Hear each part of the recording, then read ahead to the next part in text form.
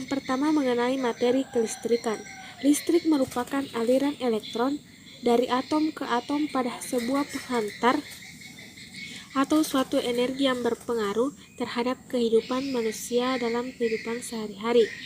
Listrik menimbulkan berbagai macam efek yang telah umum kita ketahui, seperti petir, listrik statis, induksi elektromagnetik, dan arus listrik. Adapun energi listrik dapat dibagi menjadi dua macam, yaitu yang pertama arus searah. Arus searah merupakan aliran beberapa elektron dari suatu titik yang energi potensialnya tinggi ke titik lainnya yang memiliki energi potensial lebih rendah. Yang kedua, arus bolak-balik. Arus bolak-balik adalah arus listrik di mana besar atau arah arusnya berubah-ubah secara bolak-balik. Arus listrik dibagi menjadi dua. Yang pertama, arus lemah. Arus lemah yaitu suatu sistem atau rangkaian yang berhubungan dengan sistem kelistrikan yang memiliki nilai arus yang kecil atau lemah. Contohnya telepon, TV, radio, komputer, laptop, dan lainnya. Yang kedua, arus kuat. Arus kuat yaitu suatu sistem atau instalasi listrik yang memiliki nilai arus cukup besar dan kuat. Contohnya kulkas, setrika listrik, mixer, kompor listrik, pembangkit listrik, dan lainnya. Saluran energi. Saluran energi itu terbagi menjadi dua. Yang pertama, konduktor adalah suatu zat atau bahan yang dapat menghantarkan arus listrik, baik itu zat padat, cair, ataupun gas karena sifat dari zat atau benda tersebut yang konduktif. Contohnya emas, tembaga, perak, aluminium, zinc, besi, dan lain-lain.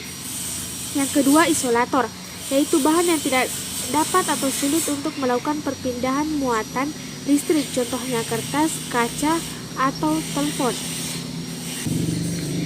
Adapun keunggulan dari energi listrik. Yang pertama, mudah dan cepat disalurkan dari dan pada jarak yang berjauhan. Yang kedua, mudah didistribusikan untuk area yang luas. Yang ketiga, mudah diubah ke dalam bentuk energi lain. Dan yang keempat, bersih atau ramah lingkungan. Arus dan tegangan. Arus listrik adalah perpindahan elektron yang mengalir dari negatif ke positif. Arus listrik disimbolkan 1 atau I dan satuannya ampere, sedangkan tegangan listrik adalah perpindahan atau perbedaan tekanan antara dua titik atau dua tempat dalam penghantar. Tegangan listrik disimbolkan V dan satuannya volt. Materi kedua yaitu kemagnetan. Magnet adalah suatu benda yang mampu menarik benda lain di sekitarnya yang memiliki sifat khusus. Secara garis besar ada 3 jenis benda berdasarkan sifat kemagnetannya. Yang pertama, ferromagnetik adalah benda yang ditarik kuat oleh magnet. Contohnya baja, besi, nikel, dan kobalt. Yang kedua, paramagnetik adalah benda yang ditarik lemah oleh magnet. Contohnya aluminium, magnesium, platina, dan lain-lain. Yang ketiga, diamagnetik adalah benda yang tidak ditarik oleh magnet. Contohnya perak, emas, seng, merkuri, dan lainnya. Selain sifat mudah atau tidaknya ditarik oleh magnet, suatu benda memiliki sifat mudah atau tidaknya dibuat menjadi suatu magnet. Secara garis besar ada 2 buah jenis bahan dalam hal kemudahan dibuat menjadi magnet, yaitu yang pertama, bahan magnet kuat adalah bahan yang sulit untuk dijadikan magnet, namun ketika sudah menjadi magnet mampu menyimpan sifat kemagnetannya dalam waktu yang lama, contohnya baja. Yang kedua, bahan magnet lemah adalah bahan yang mudah untuk dijadikan magnet dan ketika sudah menjadi magnet sulit menyimpan sifat kemagnetannya dalam waktu yang lama dan mudah kehilangan sifat magnetnya. Contohnya adalah besi. Sifat dari magnet. Sebetulnya semua bahan terdiri dari magnet-magnet kecil yang disebut magnet elementer. Pada bahan yang tidak memiliki sifat magnet, magnet-magnet elementer ini memiliki arah tidak beraturan. Sedangkan pada benda yang memiliki sifat magnet, magnet elementernya menjadi arah yang beraturan. Hal ini menyebabkan adanya dua buah kutub magnet, yaitu kutub selatan dan kutub utara. Antara dua kutub ini selalu memiliki sifat. Yang pertama, kutub yang senama akan saling tolak-menolak. Yang kedua, kutub yang berbeda nama akan saling tarik-menarik. Adapun macam-macam bentuk magnet. Yang pertama, magnet batang. Bentuknya menyerupai batang atau balok atau kubus. Yang kedua, magnet silinder menyerupai tabung panjang. Yang ketiga, magnet jarum menyerupai jarum kompas dengan kedua ujung atau kutub magnet yang runcing. Yang ketiga, magnet U atau magnet ladang berbentuk seperti kapal kuda atau serupa dengan huruf U.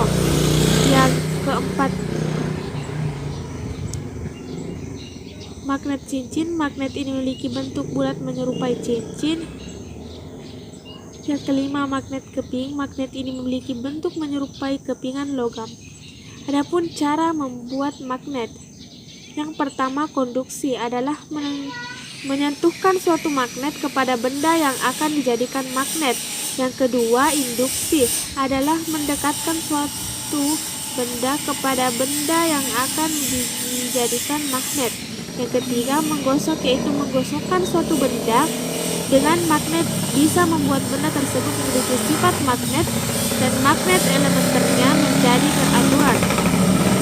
Yang keempat, elektromagnet, yaitu jika sebuah besi dililitkan dengan kawat dan dialiri listrik, maka besi tersebut bisa memiliki sifat magnet. Untuk menentukan arah pada elektromagnet bisa dilakukan dengan menggunakan kaidah tangan kanan, di mana keempat jari menunjukkan arah arus pada kumparan dan ibu jari menunjukkan arah kutub elektromagnet. Ada beberapa hal yang bisa menyebabkan suatu benda kehilangan sifat magnetnya. Yang pertama yaitu dipanaskan, yang kedua dibanting atau dipukul dengan keras, yang ketiga dialiri atau didekatkan dengan arus listrik bolak-balik atau AC. Baik, itulah tadi materi yang sempat saya sampaikan mengenai kelistrikan dan kemagnetikan. Sekian, wassalamualaikum warahmatullahi wabarakatuh.